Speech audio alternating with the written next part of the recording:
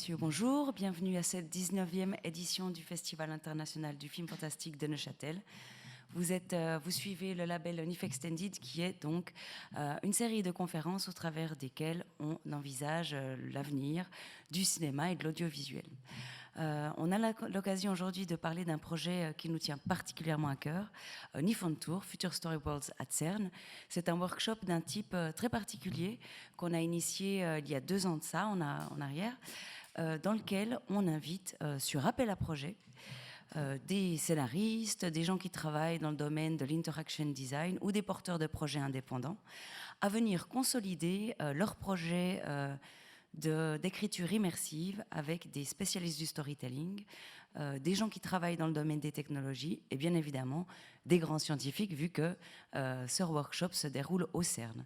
On a fait 2 appels, je l'ai déjà dit, à chaque fois avec des thèmes qui sont liés au terme de science-fiction.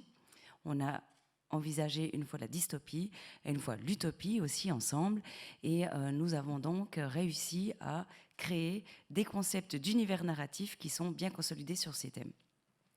On a le plaisir aujourd'hui de présenter 2 projets, des versions bêta de 2 projets qui sont nés dans le cadre de ce workshop, et aussi de vous annoncer qu'on va avoir une 3e édition de ce workshop qui va se développer la première semaine de décembre au CERN.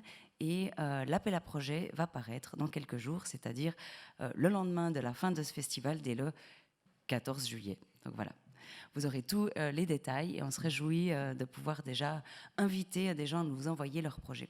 Rassurez-vous, pour ceux qui étaient, je vois qu'il y a des gens qui ont présenté des pitchs à la session précédente. Pour entrer dans ce workshop, en fait, il faut avoir des projets, on demande 2 pages, c'est des concepts. On essaye aussi, au travers de ce workshop, d'encourager la culture de l'expérimentation et puis aussi de travailler sur, des fois, de pousser les gens à se confronter avant d'avoir terminé les projets. C'est aussi l'idée qui sous-tend ce workshop, c'est qu'il faut aller se confronter vers l'extérieur dès la base des projets. Voilà. Je voudrais maintenant passer la parole à 2 partenaires très importants avec lesquels on travaille. Le premier, c'est le partenaire qui nous accueille et avec qui on co-organise ce workshop. C'est le festival Cinéglobe, Film Festival at CERN, qui vient de se dérouler. Et donc j'appelle pour parler de David Brown. Alex Brown.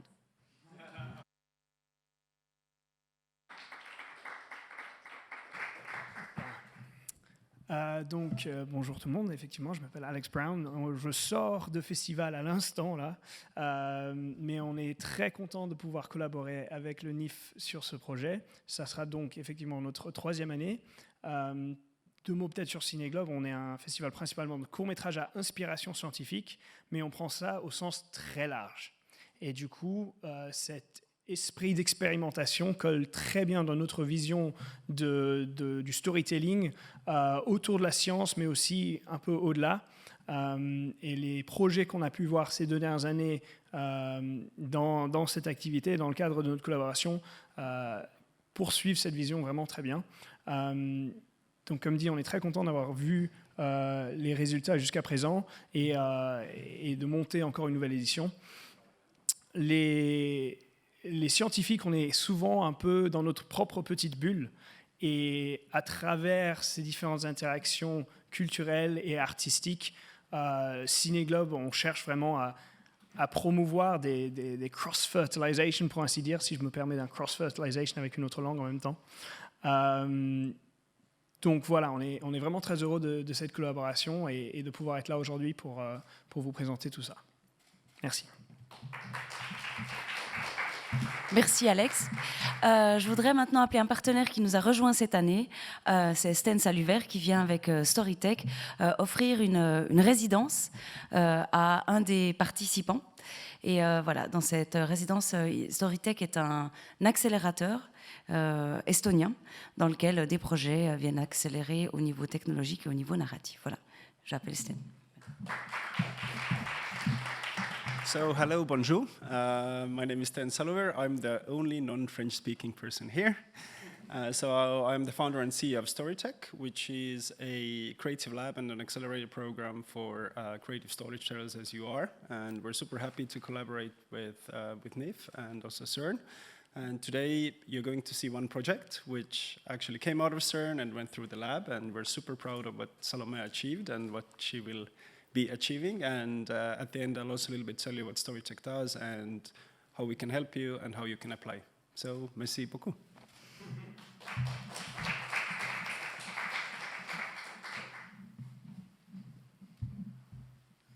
Alors, on va avoir la chance de découvrir les 2 projets qui ont été sélectionnés pour cette collaboration en 2018. Et puis, on va commencer par Théo Fischer et Pablo Pérez avec leur projet Another Shore. Et puis ensuite, Salomé viendra nous présenter son projet. Donc, Théo et Pablo, c'est à vous.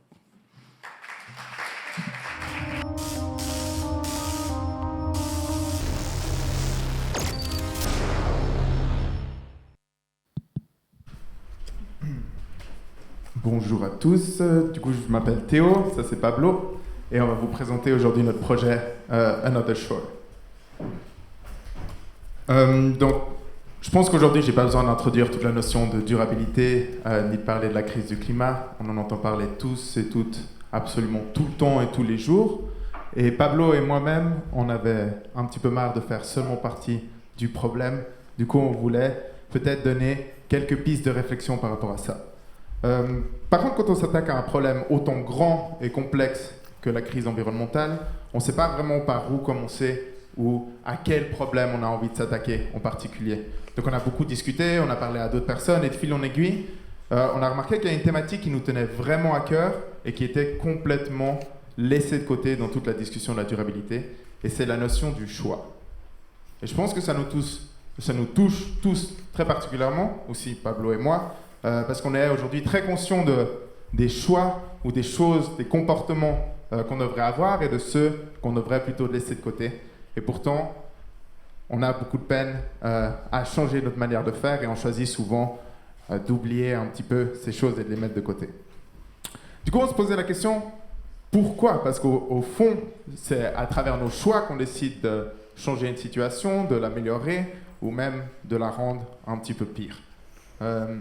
Et j'entends assez souvent autour de nous qu'on parle du fait qu'on n'a pas vraiment le choix dans la société dans laquelle on est aujourd'hui. Il faut absolument avoir un employeur, gagner de l'argent, écouter les politiques, les élites intellectuelles et ce genre de choses. Pourtant, c'est vraiment dans le choix que réside tout le pouvoir des individus de changer les choses. Et c'est donc pour ça qu'on a décidé de s'intéresser un petit peu plus à cette problématique. Et en fait, on remarque que si chacun d'entre nous peut choisir comment on a envie de se comporter, il existe en fait une multitude de futurs possibles et imaginables dépendant des choix que chacun d'entre nous faisons.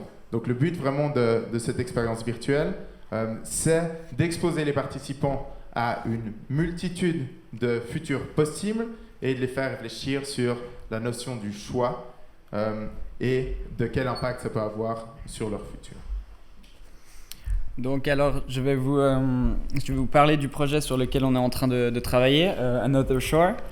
Donc c'est un projet, c'est une expérience de réalité virtuelle sonore qui peut être expérimentée de manière collective dans un espace défini. Alors c'est assez simple. Chaque utilisateur peut tout simplement venir prendre un de ces dispositifs assez légers qui est composé juste d'un smartphone et d'un casque audio. Donc voilà, la personne a juste à le mettre sur la tête et pour commencer cette expérience. Elle est composée de 2 parties. Alors la première partie de l'expérience, c'est sous la forme d'une sorte de petit tutoriel pour comprendre comment fonctionnent ces dispositifs.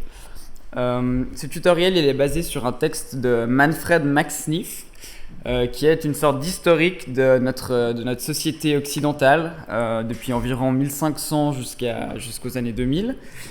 Ce texte se focalise sur divers points clés de notre histoire, de notre société occidentale.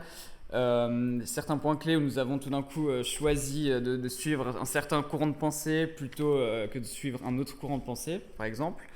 Ce qui implique le chemin qu'on a pris en tant que société implique aussi tous les chemins qu'on n'a pas suivis. Donc voilà, ça c'est un peu le tutoriel, qui est basé sur ce texte de Max Neef. Ensuite, à la fin de ce tutoriel, la vraie expérience plus interactive commence. Les participants peuvent marcher dans l'espace, et peuvent commencer à se balader dans cet espace défini avec leur dispositif sur la tête. Et ils se rendent compte qu'ils entendent une multitude de voix. Et en marchant, ils se rendent compte que les voix sont spatialisées. Ce sont des personnes qui se présentent, tout simplement, qui donnent leur nom, etc. Et comme on peut le voir un peu sur ces petits croquis, les points orange représentent des sources audio. Donc c'est comme si des personnes étaient placées dans l'espace virtuel. Et les petits pantins noirs sont les utilisateurs qui peuvent donc se déplacer. Et suivant où les personnes se déplacent, elles se rendent compte qu'elles peuvent tout d'un coup approcher certaines histoires et certaines personnes. Donc voilà, elles peuvent se balader à travers cet espace et découvrir différents personnages qui apparaissent. Plus les personnes restent longtemps vers une voix qui lui parle, plus la personne va commencer à lui raconter son histoire, en fait, son histoire personnelle. Donc là, on entre dans la partie de narration. Donc à gauche, c'était la partie plutôt tutoriel. Et dans la deuxième partie interactive qu'on vient de voir, tous les personnages dont je vous parlais avant sont des personnages qui vivent en 2050. Donc chaque personnage va commencer à se présenter, à expliquer sa situation actuelle, quel est son travail, etc. Puis il va commencer de manière antéchronologique à parler de toutes les expériences qu'il a vécues, tous les moments clés de son existence qui ont fait qu'il soit retrouvé dans la situation dans laquelle il est en 2050. Et en revenant à chaque fois en arrière jusqu'à 2019. Voilà. Du coup, on avait envie de représenter une multitude de futurs possibles. C'est pour ça qu'on n'a pas forcément écrit, nous, les scénarios, mais on a demandé à d'autres personnes d'écrire des histoires de comment est-ce qu'eux imagineraient le futur en 2050 et quels auraient pu être les éléments ou les choix qu'ils ont fait, soit personnellement, soit en tant que société, qui ont amené au futur dans lequel ils se trouvent. Donc on a demandé pour la plupart à des amis, on essayait d'avoir un groupe assez divers, donc autant des hommes que des femmes, autant des plus âgés que des moins âgés, autant des personnes qui travaillent manuellement que plus intellectuellement, mais on se retrouve assez rapidement avec les personnes du même cercle. Du coup, un des défis, c'est vraiment la récolte des textes, donc de trouver une vraie diversité de personnes qui sont prêtes à écrire. Et le deuxième défi lié à l'écriture, c'est le fait que écrire chronologiquement à l'envers a représenté un certain challenge pour pas mal de personnes qui sont désistées, qu'elles avaient vraiment beaucoup de peine à écrire inversement de ce qu'ils avaient l'habitude. Un des autres défis, c'est un défi technique où on a réussi assez bien, assez vite à avoir des notions de spatialisation du son et de son dans l'espace. Ça fonctionne assez bien. Mais le gros problème, le gros défi qu'on a jusqu'à maintenant, c'est d'arriver à définir où est la personne dans l'espace, où se trouve la personne dans l'espace, en ayant juste un smartphone, en utilisant juste ça, sans autre capteur pour l'instant. Et là, c'est un peu le gros point compliqué sur lequel on a buté. Voilà, du coup, on espère récolter environ une dizaine de textes d'ici à octobre de cette année. Si certains d'entre vous sont intéressés, vous pouvez venir vers nous à la fin. On est vraiment ouvert à toutes les propositions. En espérant pouvoir retravailler les textes et les enregistrer d'ici à novembre, décembre de cette année pour avoir un premier prototype au début de l'année prochaine, pour pouvoir refaire quelques tests, peaufiner les prototypes, en refaire peut-être des nouveaux au printemps de l'année prochaine, pour pouvoir finalement présenter une première version publique, qui sait, peut-être au NIF, on ne sait jamais. Donc c'était notre projet et on avait vraiment envie de travailler sur la notion du choix et aussi de se rendre compte que le fait de ne pas choisir est aussi un choix. Merci beaucoup.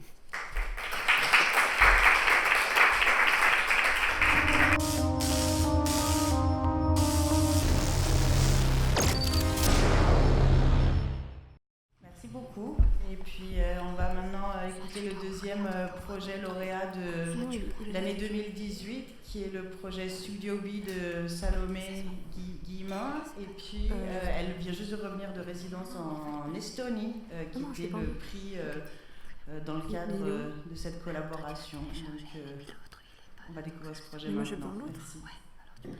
Mais je sais.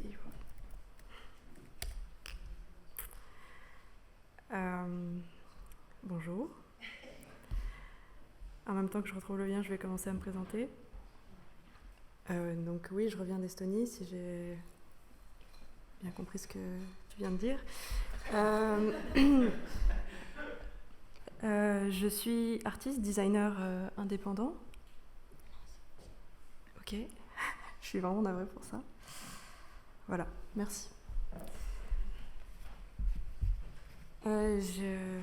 Après mon diplôme, j'ai travaillé pendant une année à l'ONU et j'ai décidé d'arrêter pour continuer simplement ma pratique de designer et continuer à développer des outils de communication, justement pour donner le choix aux gens. Et d'ailleurs, je salue la cohérence de nos deux discours par rapport à l'environnement et par rapport à ce besoin qu'on a de retrouver cette notion de choix en fait dans notre quotidien. Donc, je vais vous présenter le projet Bloody. C'est un tab game qui soutient les projets écologiques locaux. Donc, ça part d'un constat, c'est l'espace. C'est un endroit assez désertique, froid, et il n'y a pas forcément de vie, on ne sait pas trop encore. Et ça, c'est la Terre, c'est chez nous. Et la Terre, c'est OK, elle sera là pendant encore des milliards d'années. Par contre, nous, on ne sait pas trop. Et ça, on l'a tous compris. Enfin, c'est un peu compliqué en ce moment d'un point de vue de l'écologie. Donc, ça part juste de ce constat-là. Et selon l'ONU, on a 11 ans pour faire des choix, en fait. Et pour un peu renverser les choses et de faire en sorte qu'on puisse un peu augmenter l'espérance de vie de l'humanité, tout simplement. Donc, mon propos là-dedans, c'est tout le discours de l'ONU, etc. C'est très bien, mais c'est pas efficace. Tout simplement parce qu'on voit qu'il y a toujours beaucoup de problèmes. Et c'est un discours qui est tenu par des grandes organisations, des ONG, par l'ONU. C'est un discours qui est assez complexe, qui est même parfois moraliste, et qui n'implique pas le choix forcément, parce qu'on n'est pas touché dans notre quotidien, nous, en tant que citoyens dits lambda, en fait. Donc, moi, mon but, c'était... je me suis dit, il faut ajouter justement cet outil qui nous permette de nous réapproprier ce que c'est que le développement durable, ce que c'est que l'écologie, par des choses très simples. Et qu'est-ce que c'est que la chose la plus simple qu'on peut faire au XXIe siècle ? C'est taper sur son téléphone. Donc, je pensais pas être drôle, mais ok. Donc voilà, j'ai choisi de développer le projet Bloody. C'est un tab game, donc c'est comme une sorte d'application qui s'est inspirée du Tamagotchi. C'est-à-dire que je me suis dit, si les gens prenaient soin de leur animal de compagnie, si la Terre était leur animal de compagnie, peut-être qu'ils prendraient un petit peu plus soin d'elle aussi. Et donc en fait, c'est juste un jeu qui sensibilise les gens et qui donne juste le choix. Donc ça connecte en fait donc les utilisateurs, les gens qui jouent au jeu, à des projets écologiques locaux. Et pour jouer au jeu, donc vous devez sélectionner un projet écologique qui vous touche et vous commencez à taper sur votre téléphone. Je peux vous montrer la petite démo. Vous commencez à taper sur votre téléphone en espérant que ça marche. Et donc, à chaque fois que vous tapez, vous collectez des points ici et il y a une publicité qui s'affiche au bas de votre écran. Donc, en échange de cette publicité qui s'affiche, vous collectez donc des points, vous gardez votre Pet Planet, votre Tamagotchi heureux et vous générez de l'argent, tout simplement. Et cet argent, il revient au projet écologique que vous avez choisi au début. Ça, c'était la démo, mais elle ne s'affiche pas. Mais je l'ai sur mon téléphone, donc c'est OK. Alors, ça peut être joué par tout le monde, parce que le but, c'est que ce soit le plus ouvert possible, que tout le monde puisse se réapproprier justement cette notion que tout le monde puisse agir à moindre coût, et en choisissant le projet, l'association qu'il a envie de soutenir. Donc ça peut être joué par tout le monde, c'est très facile. Et le but, c'est pas non plus d'éduquer les gens, c'est-à-dire que à notre époque, je pense que si on veut savoir des choses, on peut se renseigner assez facilement, et qu'on est déjà assez gavé par tous les discours et la quantité de choses qu'il faut qu'on sache et qu'il faut qu'on apprenne. Donc, après, on peut toujours se renseigner davantage sur un sujet dont on veut juste simplement se renseigner davantage par rapport au projet qu'on a choisi. Alors, l'écologie, c'est un sujet qui est assez vaste, et par contre, il n'y a pas beaucoup de jeux ou d'applications qui prennent par rapport à ça. Pour les enfants, c'est plus des jeux pour des shoot games. Donc vous shootez dans des bouteilles de plastique pour dire « Ah, c'est pas bien les bouteilles de plastique ». Et sinon, c'est de l'éducation. Donc c'est apprendre aux enfants ce qu'il faut faire, ce qu'il ne faut pas faire. Donc c'est très autour de l'éducation. Et à l'inverse, on a des serious apps, et donc là qui sont plutôt pour informer, mais ça reste très général, et ça touche pas les gens forcément dans leur quotidien et dans leur façon de comment est-ce qu'ils peuvent agir par rapport à l'écologie en fonction de leur contexte, de leur environnement, là où ils sont concrètement. Le but de cette application, c'est pas de générer de l'argent, c'est de pousser les gens à être sensibilisés, à à prendre l'action, en fait, à s'engager durablement dans leur ville ou là où ils habitent, tout simplement. Donc, on ne prend pas de commission, on ne prend pas d'argent par rapport à ça beaucoup. Il y a juste, pour le développement et pour payer les serveurs, etc., une commission qui est prise au niveau des projets, au niveau des ventes d'espace qui sont l'espace qui est vendu sur l'application. Donc, je reviens de l'Estonie. Merci beaucoup. Thank you very much, Sten, again, for all of this. I learned plenty of things that were very far away from what I'm used to do, but it was very interesting and intense. Et donc ça, c'était il y a quelques mois. Et j'ai le plaisir de pouvoir continuer ce projet et d'avoir le soutien du NIF et de Ciné Globe. Et maintenant, un nouveau partenaire qui est l'incubateur Pulse HES, où je vais pouvoir continuer le projet à Genève. Et donc, ce sera en février, ce qui va me permettre de pouvoir le lancer sur Genève pour l'instant, faire ça localement sur Genève, ou voire même en Suisse si ça se passe vraiment très bien, d'ici juin. Donc voilà, ça c'est moi. Et c'est tous les organismes et les institutions et les personnes aussi qui sont là, qui m'ont soutenu dans ce projet. Et puis voilà, je pense que ça vous donne un peu une aperçu de la chose. Ah oui, je cherche des partenaires, des investisseurs, et j'ai un développeur. Voilà. Merci.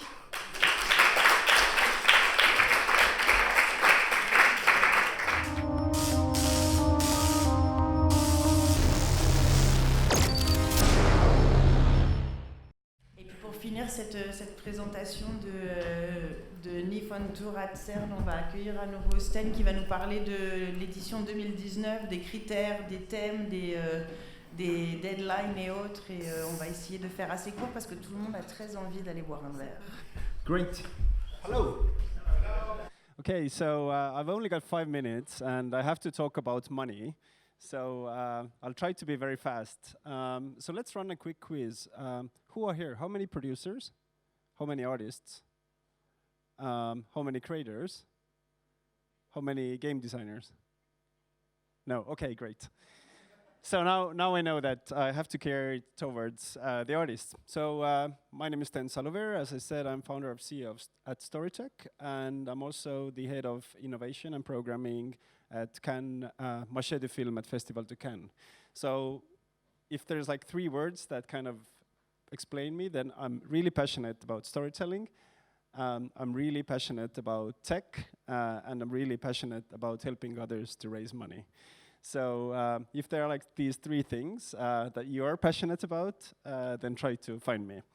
So Storytech basically is a very unique format. What we call it is a Future of Content Acceleration Lab. So what we basically do is that twice a year, usually in spring and in autumn, we work with startups and we work with artistic projects and storytelling projects, both at Stories, which could be games, VR, new engagement formats, but we also work with technologies. So we do things. We want to bring storytellers, technologists, and investments together. So we kind of call it the first personalized creative and media tech accelerator, and we're situated in Estonia. If you do you know where Estonia is? Great, some people don't know. It's straight down from Finland, and Estonia is one of the most connected digital nations. Our startups ecosystem is amazing. Last year, there was approximately 400 million euros invested into Estonian startups or startups by founders who have come to Estonia, so we're really taking advantage of this. So what we do, twice a year, we run this Film Tech, Media Tech Accelerator Lab, where Salome was also participating. Great pitch. One of the first things what we teach you at Storytech is to storytell and pitch to make your idea really clear. We also do all kinds of innovation, conferences, digital transformation stuff. We do actually our own R&D as well. So we work with like scientists and visionaries really to prototype future technologies. And we of course do all kinds of conferences and other events as well. And what's really unique about Storytech is that we are bringing a very personalized mentorship to you. So we're not trying to solve like everything by once. We try to give you very personalized and focused mentors. And some of them, for example, come from New York Times, Digital Domain, which is a company of James Cameron, the Academy Awards, Facebook TV, Singularity TV, etc., etc. So our hypothesis is that if you have a great idea, you better validate it at the top. And if you get an encouraging message, then you can basically work later. And if the idea doesn't stick, then work on the idea again and come back. So we're really approaching the projects from a very personalized and very hands-on approach. In the past 2 years, we worked with 24 projects. We have had founders from 8 countries all over the world. Besides Estonia, we've had 2 projects from Switzerland, 2 from Canada, Italy, Germany, UK, and others. So it's really an international bunch. We have like 9 projects already launched. We also have an investment mandate with our partners that if you like the projects, we will invest our own money between 20 to 150K. And we also do all kinds of demos and promotion at international events. And here are some pictures from the Accelerator Creative Lab. This is our cohort 3 that graduated in September. And guess who's here? Salome is pitching BlueD at our demo day, which actually is the end of the 10-week acceleration program. In the last 6 months, we've helped to raise about $500,000 for 3 of our companies. And what we've really seen is that it takes a little bit of time for creative and storytelling projects to come forward. So I'd roughly say that you have to invest about 10 weeks of really hard work, and then you will start experiencing really the fruits within 1 year. So what we really see is that it takes between 6 months to 1 year to get the projects to a stage where, besides public money, also private investors will start hopefully liking your project. One of our greatest successes is a project that came out of a film festival. This is called Zellos, and this is a kind of gamification and story-driven platform for volunteers.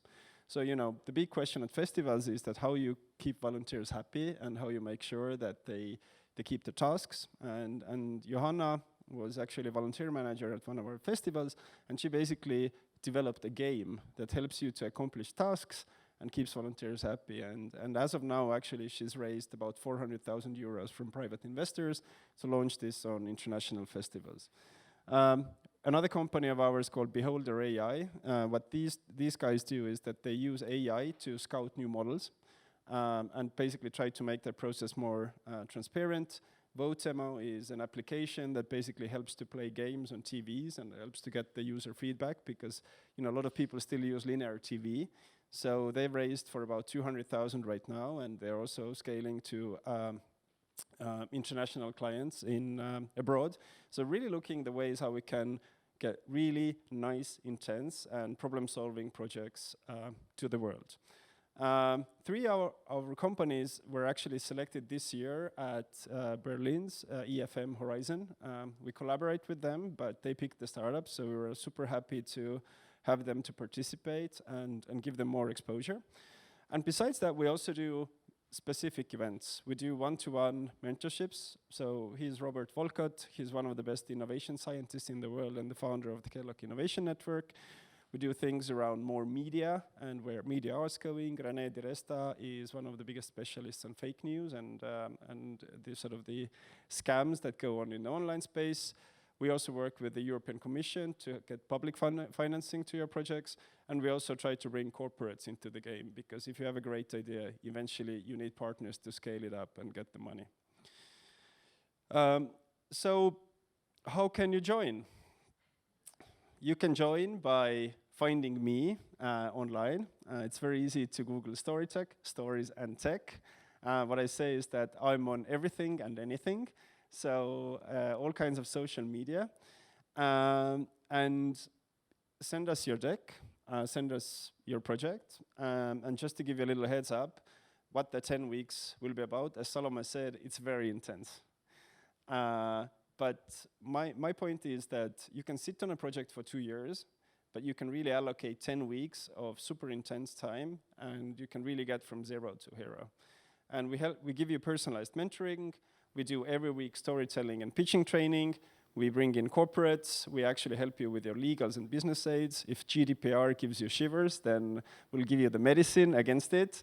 And we'll also help you to fundraise and find support for your projects. And as I said, we like really hands-on dirty approach. Less talking, more doing. So post-its are really good way to do it. If you have an idea, talk about it, validate it, test it on mentors, and make sure that your idea will be liked or will be used by others. Plus, what we're really passionate about is working with our talents after the accelerator. So we like to take them to different types of events, and we like to give exposure to that. So MediaTek is quite a new animal in this whole startup and technology space, but we're really passionate about it, and we want to move it forward. And if you don't believe me, go Google a little bit of the magazines. Here's something on Screen Daily. There's another recap of our projects from last year. And also we have great partnerships in Canada with CMF, which is the Canadian Media Fund, which I hope to bring here next year to help you scale your projects to Canada as well. So thanks a lot, and let's see you in CERN in November. Thank you.